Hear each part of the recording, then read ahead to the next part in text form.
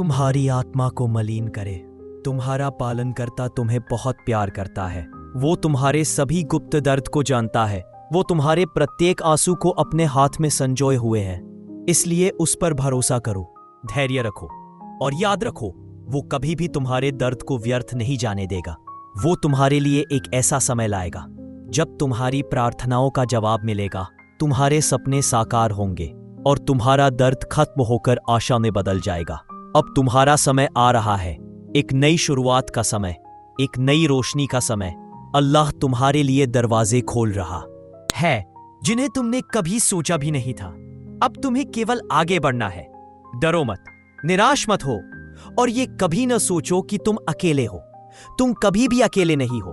तुम्हारा पालनकर्ता हर कदम पर तुम्हारे साथ है। वह तुम्हारे लिए रास्ता बनाता है जहां रास्ता नहीं होता। वह तुम्हारी मदद करता है जब कोई तुम्हारी मदद नहीं करता। वह तुम्हें ऊपर उठाता है जब तुम्हारा संतुलन टूट रहा होता है। इसलिए बेटे, अपने दिल में विश्वास जगाओ, अपनी आत्मा की आवाज सुनो और उस रास्ते पर चलो जिसे तुम्हारे पालनकर्ता ने तुम्हारे लिए रचा है। तुम्हारा समय आ चुका है। अब तुम्हें केवल यही याद रखना है कि तुम्हारा पालनकर्ता तुम्हें ढूंढ रहा है और तुम्हारा दिल उसे पहचान चुका है। तुम्हें अल्लाह से दूर मत करने दो। प्यारे बेटे, जो कालखंड तुम्हारे सामने चल रहा है वह स्थायी नहीं है। यह केवल एक परीक्षा है, तुम्हारी अंतिम परीक्षा। और इस परीक्षा में या तो तुम गिरोगे या फिर महानता को प्राप्त करोगे। मैं जानता हूं तुम उन लोगों में से नहीं हो जो परिस्थितियों के आगे झुक जाते हैं। तुम उनमें से हो जिन्हें अल्लाह परखता है, क्योंकि वह तुम्हें किसी महान उद्देश्य। Cristo, el rosario es más que una simple forma de oración. Es un arma espiritual, un escudo contra el mal y una fuente de transformación interior. Al rezar el rosario con regularidad, los creyentes pueden profundizar su fe, renovar sus corazones y convertirse en faros vivos de la luz de Cristo en un mundo cada vez más ensombrecido por el pecado y la desesperación. En momentos de dificultad, el rosario brinda consuelo, ofrece consuelo a los perdidos y renueva la esperanza en los cansados. El Papa Francisco también hizo un llamado a todos los cristianos a vivir vidas marcadas por जाएगी। तुम्हारा दर्द ठंडा हो जाएगा। प्रत्येक रात्रि को सोने से पहले तुम मेरे साथ मौन में संवाद करो, बिना किसी शब्द के। वही क्षण है जब तुम्हारा हृदय, तुम्हारी आत्मा और मेरा दिव्य प्रकाश एक हो जाते हैं। उस क्षण बस इतना कहो, हे पालनहार, मैं तुम पर विश्वास करता हूं, मुझे जानो, मेरे साथ हो। इतना ही मेरी करुणा को तुम्हारी ओर आकर्षित करने के लिए पर्याप्त है। अब मैं तुमसे एक बात चाहता हूं, स्वयं पर विश्वास करो, स्वयं को क्षमा करो, पुरानी भूलों को पीछे छोड़ दो। प्रत्येक प्रभात को एक नई नियत के साथ आरंभ करो। तुम्हारा समय आ चुका है। अब तुम केवल अपने लिए नहीं बल्कि इस संसार के लिए एक प्रकाश बनने वाले हो। और हां बेटे, जब तुम्हें सम्मान, संपत्ति और सफलता प्राप्त होगी तो उसे विनम्रता से धारण करना। अपनी भलमनसाहट और अच्छाई को जीवित रखना। कभी किसी को वह पीड़ा मत देना जो तुमने सही है। इस भावना से जीवन व्यतीत करो कि तुम अपने घर और अपनी जाति के लिए आशीर्वाद और करुणा बन सको। बिना किसी प्रतिफल की अपेक्षा किए शुभ कर्म करते रहो और देखो कैसे अल्लाह तुम्हारा साथ देता है। हे प्रियजन, जब तुम किसी की सहायता केवल इसलिए करते हो कि उसका कष्ट कम हो, ना कि प्रसिद्धि के लिए, ना ही पुरस्कार के लिए, तो तुम मेरे मार्ग पर चल रहे हो।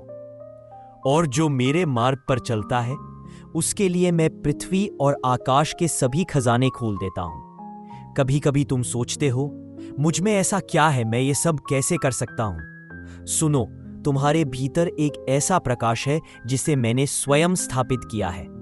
तुम मेरे गुणों से उत्पन्न हुए हो और जिसे मैं उत्पन्न करता हूं वह कभी निरर्थक नहीं होता। अब मेरे बालक, समय आ गया है कि तुम अपने अंतःकरण की ध्वनि को ध्यान से सुनो। वह स्वर जो तुम्हें बार बार यह स्मरण कराता है कि तुम किसी महान उद्देश्य के लिए जन्मे हो। वह स्वर जो तुम्हें एकांत में भी शक्ति देता है। मैं तुमसे कहता हूं, अपने वरदान को पहचानो। तुम्हारा वरदान तुच्छ नहीं है। मेरे प्यारे बेटे, अगर आज इन वचनों ने तुम्हारे हृदय को छू लिया है तो समझ लो यह कोई संयोग नहीं है, या अल्लाह की मर्जी है, या उस रहमत की मूक पुकार है जिसे तुम्हारे पालनहार ने तुम्हारे दिल में जगह दी है। जो मुश्किलें तुम झेल रहे हो, जिन इम्तिहानों में तुम उलझे हुए हो, आज तुम्हारा रब उनका जवाब दे रहा है। यह केवल अल्फाज नहीं है, ये एक रोशन रास्ता है, एक हिदायत है जो तुम्हारी राह को उजाले में ला रही है। बेटा, तुम वाकई पाक दिल के मालिक हो। तुम्हारी विनम्रता, तुम्हारी आंखों की सच्चाई और दिल की पाकीज़गी मुझे हर रोज तुम्हारी तरफ खींचती है। मैं तुम्हारी दुआएं सुनता हूँ, वह भी जो तुम तन्हाई में करते हो।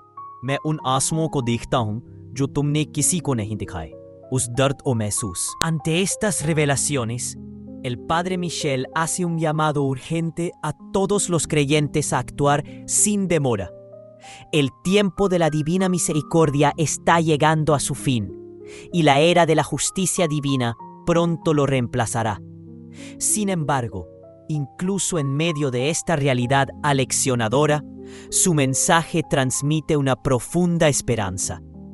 Para quienes se preparan espiritualmente, aún existe refugio en el amor y la misericordia infinitos de Dios, mediante la oración. El arrepentimiento y la devoción a los sagrados corazones, los fieles pueden encontrar paz interior y seguridad espiritual, incluso en medio de la tormenta que se की तरफ ले जा रहा है। तुम्हारे रब ने तुम्हारे लिए वह सब कुछ तैयार कर दिया है जिसके लिए तुम इंतजार कर रहे थे।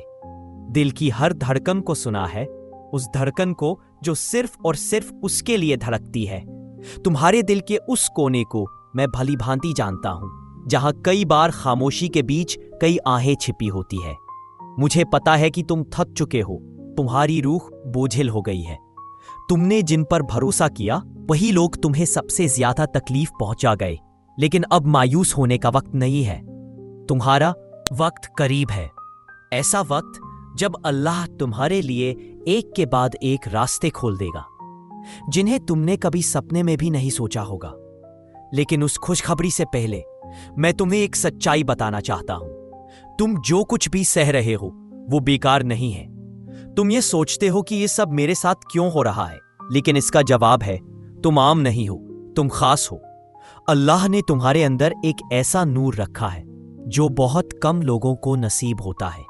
तुम्हारी पाक नियतें, तुम्हारे सच्चे शब्द और तुम्हारा साफ दिल, यही चीजें अल्लाह की रहमत को तुम्हारी ओर खींच रही हैं। लेकिन याद रखो, जहां नूर होता है वहां हसद भी होता है। लोग तुम्हारी मुस्कान के पीछे छिपे दर्द को नहीं समझ सकते, तुम्हारी सादगी को नहीं पहचान सकते। कुछ लोग तुम्हारे जवाल की दुआ करते हैं, लेकिन कुछ तुम्हारी मौजूदगी से जलते हैं। फिर भी एक बात सदा याद रखना, अगर अल्लाह तुम्हारे साथ है तो कौन तुम्हें नुकसान पहुंचा सकता है। यह इम्तिहान तुम्हें गिराने के लिए नहीं बल्कि संवारने के लिए आया है। जैसे एक कारीगर पत्थर को तराश कर उसे कला का एक अनूठा apostasía ha conducido a esta inevitable época de purificación. Estas tribulaciones sirven como una llamada de atención, una oportunidad para el arrepentimiento antes de que sea demasiado tarde. Describe el profundo dolor y angustia que Dios siente ante la decadencia moral y el rechazo de los valores divinos que se han arraigado en el mundo. Este declive espiritual ha desencadenado una época de justicia divina, manifestada en conflictos globales, colapso financiero y catástrofes naturales. Sin embargo, el Padre Michel enfatiza que estas no son señales de un Dios vengativo que castiga a su creación, sino más bien invitaciones a la humanidad a regresar a su Creador, aceptar el arrepentimiento y buscar la reconciliación. El tiempo de la divina misericordia se acerca a su fin. El Padre Michel hace un llamado urgente a todos a escuchar el llamado a la conversión, advirtiendo que quienes permanezcan indiferentes ante esta inminente crisis espiritual enfrentarán graves consecuencias. La ventana de oportunidad para volver a Dios se está cerrando rápidamente y ahora es el momento de una acción espiritual decisiva. En medio de estas terribles advertencias, también hay un mensaje de esperanza. En sus visiones, el Padre Michel revela que Dios ha preparado santuarios, लुगारेस रहा होता है जिनके लिए हिकमत, सब्र और दिल की सफाई जरूरी होती है। तुम कहते हो, या रब, मेरी मेहनत का फल कब मिलेगा? तो सुनो, जब तुम नेक दिल से कोई अमल करते हो तो वह हर अमल एक बीज बन जाता है, और जब वक्त आता है तो वही बीज ऐसा फल देता है जो तुम्हारी सारी थकान मिटा देता है। हर रात सोने से पहले मुझसे खामोशी में बात करो, बिना किसी शब्द के। वही पल होता है जब तुम्हारा दिल, तुम्हारी रूह और मेरा नूर एक हो जाते हैं। उस लम्हे बस इतना कहना, या रब, मुझे तुझ पर भरोसा है, मुझे यकीन है कि मेरे साथ है। बस इतना ही कहना, यही बात मेरी रहमत को तुम्हारी ओर खींच लाती है।